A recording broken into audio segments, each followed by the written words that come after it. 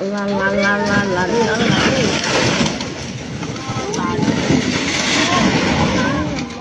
Tụi nó cứ đi vô cho tao à.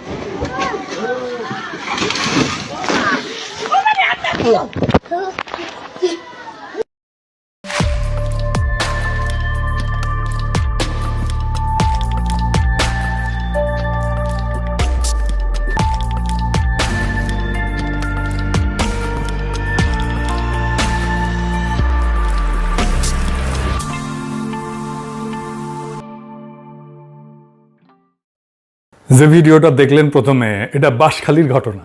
টানা 6 দিনের ভারী বর্ষণ আর পাহাড়ি ঢলে সাঙ্গু নদী, ডলু নদী এবং হাঙ্গর খালের পানি বিপদসীমার উপর দিয়া বইতেছে। বাঁধ, ডিঙা, লোকালয়ে ঢুকছে পানি। অন্তত 15টা উপজেলায় 4.5 লাখ মানুষ পানিবন্দী। সবচেয়ে বিপর্যস্ত হয়েছে সাতকানিয়া।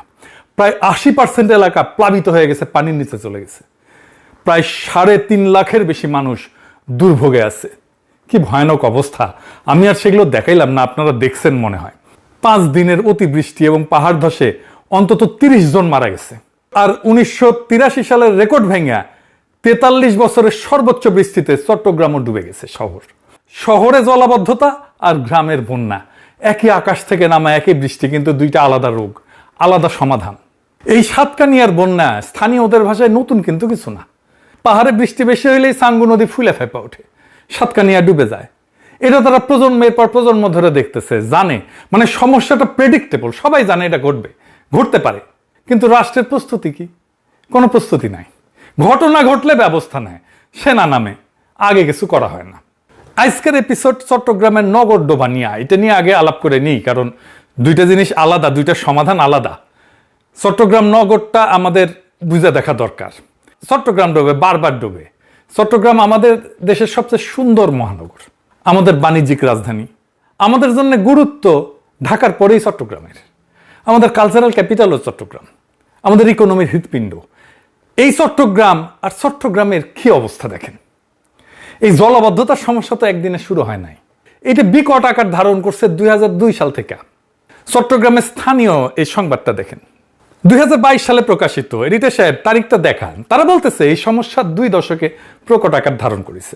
সবচেয়ে গুরুত্বপূর্ণ শিরোনামটা আছে টাইটেলেই। এডিটর সাহেব একটা হাইলাইট করে দেন, চট্টগ্রাম উন্নয়ন কর্তৃপক্ষ জানেই না এই সমস্যা কেন হইতেছে।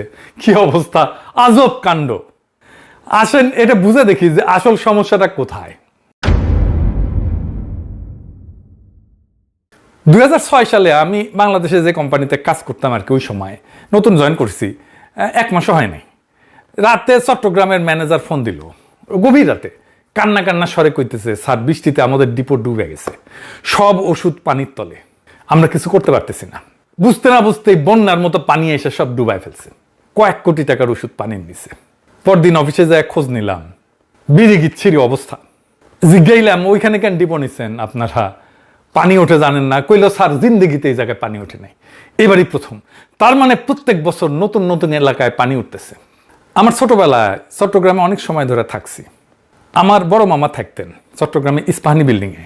স্কুলে যখন ছুটির মৌসুম আসতো, গরমের ছুটি, রোজার ছুটি, তারপরে গরমের ছুটি, রোজার ছুটি, তারপরে এসএসসি পরীক্ষার ছুটি, তখন যাইতাম চট্টগ্রামে। পাশেই বড় বাটালি হিল, ছোট বাটালি হিল, দাপাদাপি করতাম। ইস্পাহানি বিল্ডিং এর পিছিয়ে একটা পেঁচানো লোহার সিঁড়ি আছে, এখন আছে কিনা জানি না। নিচতলায় মেজর রফিক থাকতো, মানে আওয়ামী লীগের স্বরাষ্ট্রমন্ত্রী হয়েছিল। আমি এখনো স্বপ্নে মাঝে মাঝে ইস্পাহানি বিল্ডিং এর পাশের রাস্তাটা দেখি।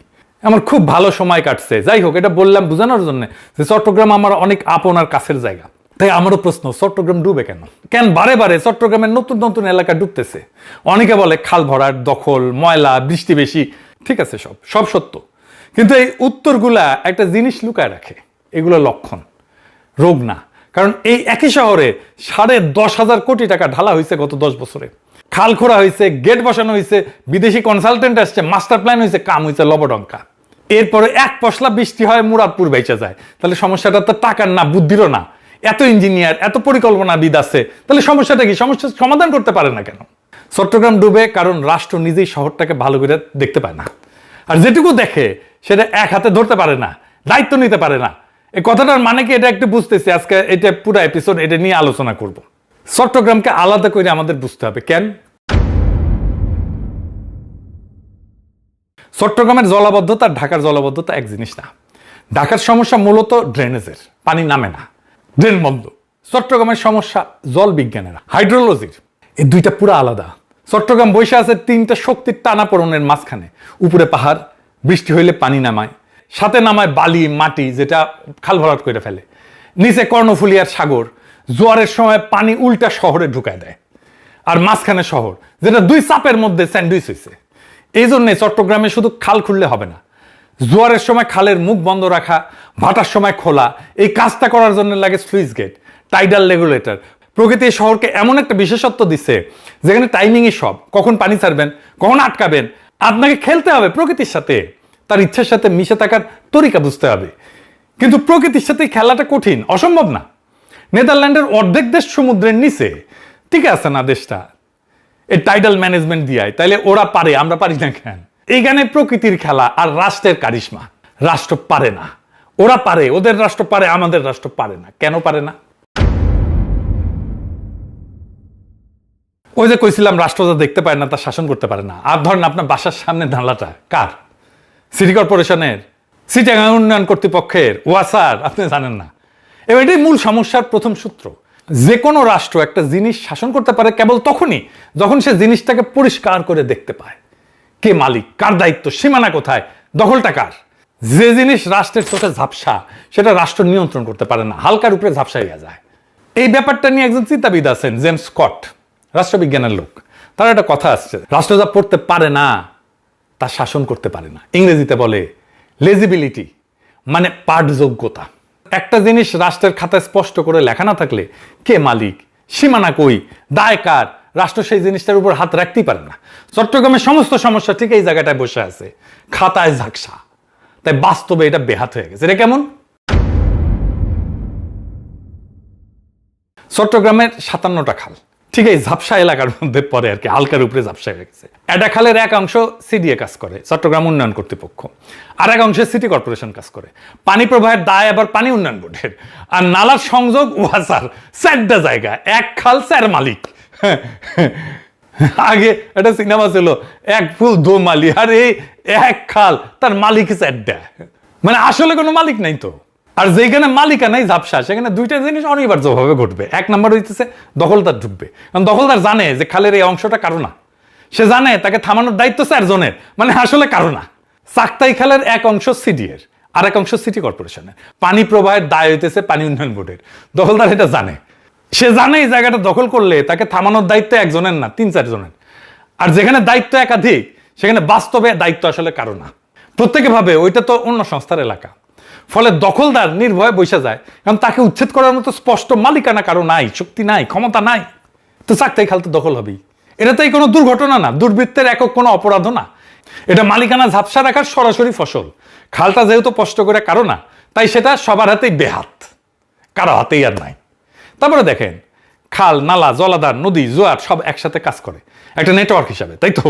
একটার সাথে একটা যুক্ত তো। একটা সংস্থা খাল খোঁড়ে আর একটা সংস্থা ড্রেন বানায়, কিন্তু সমন্বয় নাই, তখন নিষ্কাশনের ধারাবাহিকতা তো ভেঙে যায়। লক্ষ্য করেন, পানি তো সংস্থা চেনে না, ও তো পানি উন্নয়ন বোর্ড চেনে না, সিডিএ চেনে না, মেয়র চেনে না, পানি সংস্থা চেনে না, পানি ঢাল চেনে, বাধা চেনে। আমরা একটা অখণ্ড প্রাকৃতিক ব্যবস্থাকে 4 টুকরা করে 4 দপ্তরে ভাগ করে দিচ্ছি। পানি যখন এক দপ্তরের সীমানা থেকে আরেক দপ্তরের সীমানায় যায় তখন ওইখানে আটকে যায়। সীমানাটা তো রাষ্ট্রের কাগজে লেখা আছে, পানির কাছে তো নাই। আরো জটিল একটা সমস্যা আছে, সেটা কি? হুকুম দিলে, বরাদ্দ দিলে কাজ হয় না। বাংলাদেশে এটা একটা সমস্যা। হুকুম হয়, বরাদ্দ হয়, কাজের কাজ হয় না। এটা ইন্টারেস্টিং জিনিস শিখি, যেটা দিয়ে গোটা বাংলাদেশ রাষ্ট্রকে ব্যাখ্যা করা যাবে। রাষ্ট্রের ক্ষমতা কিন্তু 2 রকম। একরকম ক্ষমতা হইল হুকুমের ক্ষমতা। সরকার ঘোষণা দিতে পারে, বরাদ্দ দিতে পারে, উদ্বোধন করতে পারে, প্রকল্প নিতে পারে, এটা উপরের ক্ষমতা, দৃশ্যমান ক্ষমতা। আর এক রকম ক্ষমতা হইল বাস্তবে ঢুকে কাজ করানোর ক্ষমতা, সমাজের রন্ধ্রে রন্ধ্রে ঢুকে আসল জিনিসটা ঘটানো। খালটা আসলে খনন হইল কিনা, গেটটা আসলে ঠিক মাপে বসলো কিনা, দখলদার আসলে উঠলো কিনা, এইটা হইতেছে আর এক ক্ষমতা। সমাজবিজ্ঞানী মাইকেল মান এই 2 ক্ষমতাকে আলাদা নাম দিচ্ছেন। উপরের হুকুমটাকে বলছেন ডেসপোটিক পাওয়ার, আর সমাজের রন্ধ্রে রন্ধ্রে ঢুকে বাস্তব কাজ করার ক্ষমতাটাকে বলছেন ইনফ্রাস্ট্রাকচারাল পাওয়ার। বাংলাদেশ রাষ্ট্রের রোগটা হইতেছে ডেসপোটিক পাওয়ার আছে, থাকে 16 আনার উপরে 18 আনা থাকে, কিন্তু ইনফ্রাস্ট্রাকচারাল পাওয়ার একেবারে 0। চট্টগ্রামের ট্র্যাজেডি হইলো এখানে যে ডেসপোটিক পাওয়ার একদম উপসে পড়তেছে। মানে হুকুমের ক্ষমতা আকাশ ছোঁয়া, আর দ্বিতীয় ক্ষমতা মানে বাস্তবায়নের ক্ষমতা, ইনস্টিটিউশনাল পাওয়ার, এটা শূন্য। প্রমাণ দিই এটা। দেখেন, কাগজে সিডি এর মূল প্রকল্পের অগ্রবর্তী 94.6%, মানে পুরাই হয়ে গেছে। 12 পারা খাল 95% এটা খনন হয়েছে। সড়ক প্রকল্প 93%, নথিপত্রে প্রায় শেষ। এটা হুকুমের ক্ষমতার ভাষা, কাগজের সাফল্য। এখন বাস্তবে দেখেন কি হয়েছে, 90% সম্পন্ন প্রকল্পে 14টা সুইচ গেট এখনো নির্মাণই হয় নাই। আর অনেক জায়গায় খালের ভিতরে বাধা দূর করা হয় নাই, ফলে পানি বাইরে হইতে পারতেছে না। এটা বুঝেন যে শেষ যে 10% আছে, 10%, ওটাই তো কাজের মুখটা। গেট যদি না থাকে, খালের বাকি 90% খাল খনন করে লাভটা কি বলেন তো? গলা টিপে রাখলে শরীর যতই সুস্থ হোক না কেন, স্বাস্থ্য আটকে যাবে, তাই না? আরো নির্মম প্রমাণ দেয়, ইঞ্জিনিয়াররা গেট বানানোর সময় সতর্ক করছিল যে ক্যাচমেন্ট এরিয়া, মানে যে পরিমাণে জায়গা থেকে পানি সে সংগ্রহ করে এই জায়গায় আনবে, সেই পানির সাথে এটা গেটটা, এই পানির তুলনায় গেটটা শুরু হয়ে গেছে, এটা চওড়া করতে হবে। শোনা হয় নাই, বেড়াতে পারবে না তো, উল্টা চওড়া খালকে গেটের মুখে যায় শুরু করে ফেলা হয়েছে। হুকুমের ক্ষমতা গেট বসেছে, কিন্তু বাস্তবে কাজ করানোর ক্ষমতা, যেটা ইঞ্জিনিয়ারের পরামর্শ গেট চওড়া করা, এটা মানেই হয় না, শোনেই নাই। একটা খালের নিষ্কাশন ক্ষমতা তো একটা যৌথ সম্পদ, তাই না? এটা এমন একটা জিনিস যেটা থাকলে সবাই সুবিধা পায়। আপনি, আমি, দখলদার সবাই সুবিধা পায়, কিন্তু শহর সুখ না থাকলে সবারই লাভ। কিন্তু যৌথ সম্পদের একটা অভিশাপ আছে, কিন্তু এটা বুঝে দেখেন। ভাগের মা গঙ্গা পায় না, কথা আছে না? বাংলাদেশ তো আমাদের যৌথ সম্পদ, এটা কি আমরা আমাদের সম্পদের মতো করে হেফাজত করি না তো? যেহেতু সুবিধাটা সবার, যেহেতু রক্ষা করার দায়ও সবার, আর সবার দায় মানে কার্যত আসলে কারোই দায় না। দেখেন কিভাবে কাজ করে এটা। খালে ময়লা ফেললে আপনার আমার ব্যক্তিগত ক্ষতি সামান্য, তাই না? এক ব্যাগ ময়লাই তো, তাই না? কিন্তু ভালো নাগরিকের মতো ব্যবহার করলে আপনার বা আমার ব্যক্তিগত লাভ কি খুব বেশি? সামান্য। আপনি এক নালা পরিষ্কার রাখলে শহর শুকাবে না, তাই প্রত্যেকের কাছে ব্যক্তিগতভাবে ময়লা ফেলাটাই যুক্তিসঙ্গত। কিন্তু এটা কিন্তু খুব একটা চমৎকার বিষয়। দেখেন দেখেন ময়লা না ফেললে আমার ব্যক্তিগত লাভ খুব সামান্য, ময়লা ফেললে আমার ব্যক্তিগত ক্ষতিও খুব সামান্য। তাই যুক্তি কি? আমি ময়লা ফেলবো। সবাই যুক্তিসঙ্গতভাবে আচরণ করে, রেশনাল আচরণ করে, আর সমষ্টিগতভাবে সবকিছু মরে যায়, খাল বন্ধ হয়ে যায়, ড্রেনেজ বন্ধ হয়। দখলদারও ঠিক একই অঙ্ক খেলে। খাল দখল করলে লাভটা তার একাত্ম, জমি, দোকান ভাড়া, কিন্তু ক্ষতিটা অনেকের মাঝখানে সরানো, গোটা শহরের উপরে সামান্য সামান্য করে আপনার আমার উপরে এটা পড়বে, তাই না?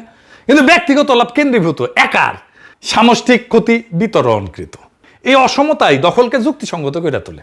খুব খারাপ লাগলে শুনে, কিন্তু এটাই আসলে কাজ করে। এটাই দখলের পক্ষে সবচেয়ে শক্তিশালী যুক্তি।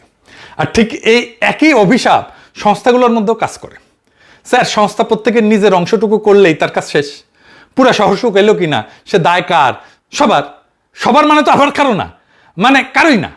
সিডিএ বলবে খাল তো খুঁড়িছি আমি, সিটি কর্পোরেশন বলবে নালা তো পরিষ্কার করেছি আমি, পানি উন্নয়ন বোর্ড বলবে গেট আমার এলাকায় ঠিক আছে। তো প্রত্যেকে সৎ তার কাজের ব্যাপারে, প্রত্যেকের, কেউ ব্যর্থ না, প্রত্যেকে সফল, তবু শহর ডুবে যায়। এটাই যৌথ সম্পদের ট্র্যাজেডি। যেখানে সবাই আলাদাভাবে ঠিক, সেখানে সম্মিলিতভাবে সবাই ভুল। এবং এই সমস্যার একটাই সমাধান আছে, সমাধান সম্ভব, কিন্তু একটাই সমাধান। কি সেটা? এটা হইতেছে বিশ্বাসযোগ্য একক কেন্দ্রীয় নেতৃত্ব, যার হাতে থাকবে নিয়ম বানানোর ক্ষমতা, নিয়ম ভাঙলে শাস্তি দেওয়ার ক্ষমতা, আর সবচেয়ে জরুরি একক দায়িত্ব নেবে সে। যেখানে ব্যর্থ হইলে জবাব একজনকে দিতে হবে, 4 জন না। প্রথমে বলছিলাম না যে রাষ্ট্র ঝাপসা জিনিস শাসন করতে পারে না। তাই প্রথম কাজ খালকে রাষ্ট্রের চোখে স্পষ্ট করা। প্রত্যেকটা খাল নালার একক নিঃসন্দেহ মালিকানা নিশ্চিত করতে হবে। কে দায়ী, কার সীমানা, দখলটা কার, কাগজে না মাঠে, এটা চিহ্নিত করতে হবে। ইনস্টিটিউশনাল পাওয়ার গড়ে তোলার কাজটা ঠিকভাবে হয়েছে কিনা সেটা নিশ্চিত করতে হবে। তাই বাকি হয়েছে 14টা গেট, যেটা হয়নি তৈরি, ওটা শেষ করতে হবে। আর গেটের ম্যাপ ক্যাচমেন্টের সাথে যে পরিমাণে জায়গা থেকে পানি আসবে সেটার সাথে মিলায় শোধরানো হইতে হবে। এটা চওড়া করতে হবে, পানি বেরোনোর রাস্তা দিতে হবে। নতুন প্রকল্প নেওয়ার চাইতে পুরানা যে সমস্যা সেটা সমাধান করতে হবে। এই শেষ 10%ই আসল 100% আসলে। এবং প্রকল্পের সাফল্য মাপতে হবে কাগজের অগ্রগতিতে না, বৃষ্টির দিনে শহর শুকনা থাকলো কিনা এটা দেখে। আর কি বলছিলাম না, সবার দায় মানে কারো দায় না। তাই একটা মূল ওষুধ, এক ছাতা, এক কর্তৃপক্ষ, এক দায়। এপ্রিল 2006-এ 19 সদস্যের সমন্বয় কমিটি হয়েছে, সেনাবাহিনীর 34 ইঞ্জিনিয়ারিং ব্রিগেড সহ। কমিটি আর কর্তৃপক্ষ কি এক জিনিস বলেন তো? কমিটিতে দায় আবার ভাগ হয়ে যায় 19 ভাগে। যা লাগবে তা হইল একজনের সব দায়িত্ব, যার হাতে বাজেট, যার হাতে ক্ষমতা, তার হাতেই দায়। 3টা একই সাথে। শহর ডুবলে জবাবটা তাকে দিতে হবে, একাই দিতে হবে। চট্টগ্রামে জলাবদ্ধতা একটা ইঞ্জিনিয়ারিং সমস্যা না, এটা একটা রাষ্ট্র গঠনের সমস্যা। পানি এখানে নিছক পানি না, পানি হইল একটা আয়না, যেখানে বাংলাদেশ রাষ্ট্রের চেহারাটা ধরা পড়ে। যে রাষ্ট্র ঘোষণা দিতে পারে কিন্তু কার্যকর করতে পারে না, বরাদ্দ দিতে পারে কিন্তু সমন্বয় করতে পারে না, দেখতে পারে একটা অংশ কিন্তু ধরতে পারে না গোটাটা। চট্টগ্রামের জলাবদ্ধতা ঠিক করা সম্ভব? এখন প্রশ্ন করতে পারেন কয়দিনে ঠিক হবে? এই প্রশ্নটা আগে জিজ্ঞেস করেন। রাষ্ট্রকে কোনোদিন শহরটা ড্রেনেজ ম্যানেজমেন্ট একক কর্তৃপক্ষের হাতে দিতে রাজি হবে? যেদিন একজন দায়িত্ব নেবে, বাজেট ক্ষমতার দায় তিনটা যখন এক হাতে, সেদিন থেকে 2 থেকে 3 বছর এই সমস্যার সমাধান হয়ে যাবে একবারে পুরাপুরি। তার আগে না, 200 বছরেও না। আপনি যত হাজার কোটি টাকা ঢালেন না কেন, লাখ কোটি টাকা ঢালেন না কেন, হবে না এটা। চট্টগ্রামবাসী আওয়াজ তোলেন, এক ড্রেনেজ কর্তৃপক্ষের হাতে চট্টগ্রামের জলাবদ্ধতার সমস্যার সমাধানের দায়িত্ব দিতে হবে। তাহলেই চট্টগ্রামবাসী এই জলাবদ্ধতার সমস্যা থেকে মুক্তি পাবে। ইনকিলাব জিন্দাবাদ।